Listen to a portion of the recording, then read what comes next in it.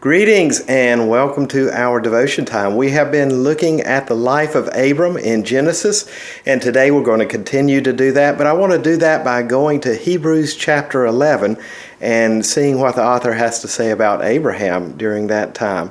So in Hebrews chapter 11, verse 8, it says, "By faith Abraham, when he was called to go out into the place which he was to receive for an inheritance, listened, and he left and went out, not knowing where he was going." And the word listened is shema in the Hebrew, and it's much more than just listening. This has something to do with hearing the voice of God and letting it become a part of you.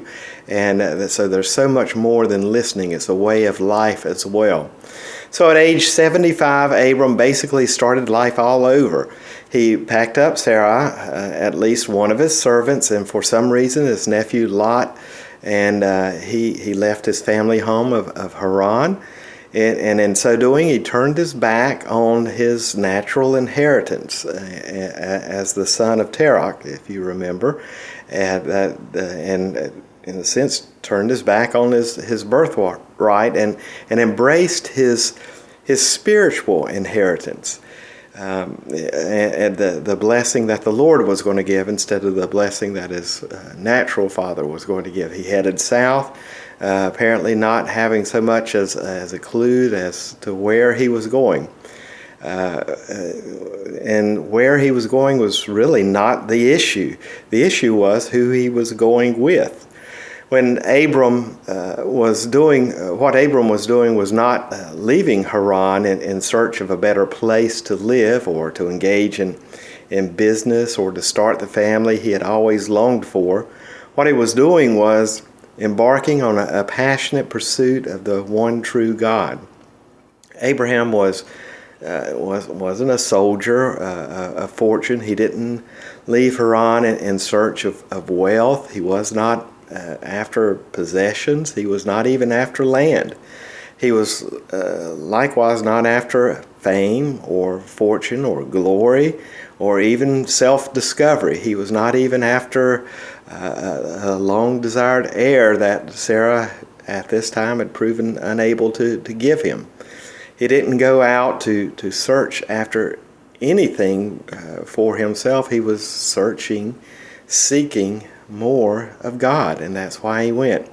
Abram had quite unexpectedly, at 75 years of age, been romanced by the creator of the universe, and he had been completely swept off his feet. He heard the most beautiful voice of creation and speaking to him and him alone in such a way that his heart just burned within him, and his spirit became wonderfully alive. Maybe the question is, has something like that happened to you? If not, maybe it'll happen this week.